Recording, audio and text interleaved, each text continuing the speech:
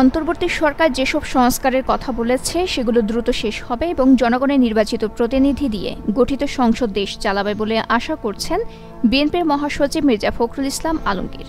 প্রধান উপদেষ্টা মোহাম্মদ ইউনূস জাতির উদ্দেশ্যে ভাষণের প্রতিক্রিয়ায় বৃহস্পতিবার বিএনপির পক্ষ থেকে দলটির বক্তব্য তুলে ধরেন তিনি।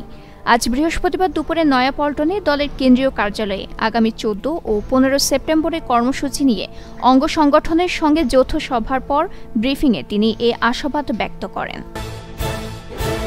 আগামী রবিবার 15 সেপ্টেম্বর গুমের শিকার ব্যক্তিদের তথ্য সংগ্রহ শুরু করবে গুমের ঘটনা তদন্তে গঠিত কমিশন। 30 সেপ্টেম্বর পর্যন্ত তারা এই তথ্য সংগ্রহ করবে। আজ বৃহস্পতিবার কমিশনের সংযুক্ত কর্মকর্তা ও অতিরিক্ত জেলা জজ মোহাম্মদ বুলবুল হোসেন এই সংক্রান্ত একটি গণবিজ্ঞপ্তি জারি করেছেন। কমিশন গঠন সম্পর্কে গণবিজ্ঞপ্তিতে বলা হয়েছে, 2010 সালের 1 জানুয়ারি থেকে গত 5 আগস্ট পর্যন্ত দেশের আইনশৃঙ্খলা প্রয়োগকারী সংস্থা পুলিশ, র্যাব, বিজিবি, সিআইডি বিশেষ শাখা, গোয়েন্দা শাখা, আনসার ব্যাটালিয়ন, এনএসআই, ডিজিএফআই, কোস্টগার্ডের কোনো সদস্য দ্বারা গুম হওয়া ব্যক্তিদের সন্ধানে সরকার এই কমিশন গঠন করেছে। বিদ্যুৎ ও জ্বালানি খাতে একটা চক্র গড়ে উঠেছিল বলে মন্তব্য করেছেন সেন্টার ফর পলিসি ডায়ালগের সিপিডি গবেষণা পরিচালক খোন্দকার গোলাম মোয়াজ্জেম। তিনি বলেছেন, বিগত সরকারের আমলে গুরুত্বপূর্ণ কিছু প্রতিষ্ঠানকে বামন প্রতিষ্ঠানে পরিণত করা হয়েছে। আশা করছি এই জায়গা থেকে অন্তর্বর্তী সরকার সরে আসবে।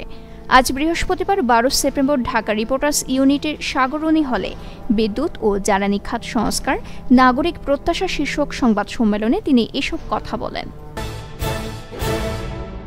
ব্যাংকিং খাতের সংস্কার শুরু হয়েছে এবং দ্রুত ঘুরে দাঁড়াচ্ছে, তাই গ্রাহকদের আস্থা রাখার আহ্বান জানিয়েছেন বাংলাদেশ ব্যাংকের governor doctor Ahsan H Mansur.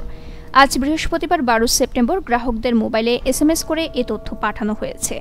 গভর্নরের বরাতে এই বার্তায় বলা হয়, ব্যাংকিং খাতে সংস্কার শুরু হয়েছে, এই খাত দ্রুত ঘুরে দাঁড়াচ্ছে, আপনারা আস্থা রাখুন। গ্রাহকদের স্বাভাবিক ব্যাংকিং কার্যক্রম পরিচালনা করারও আহ্বান জানান গভর্নর। মার্কিন নাগরিকদের বাংলাদেশ ভ্রমণের ক্ষেত্রে সার্বিকভাবে সতর্কতার মাত্রা শিথিল করেছে যুক্তরাষ্ট্র। ভ্রমণ সতর্কতার ক্ষেত্রে আগে বাংলাদেশকে সর্বোচ্চ পর্যায়ে রাখা হয়েছিল, এখন তা এক ধাপ কমানো হয়েছে।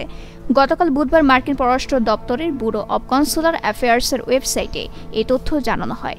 এছাড়া ঢাকায় মার্কিন দূতাবাসের ভেরিফাইড ফেসবুক পেজে দেওয়া বিবৃতিতেও এ তথ্য নিশ্চিত করা হয়েছে।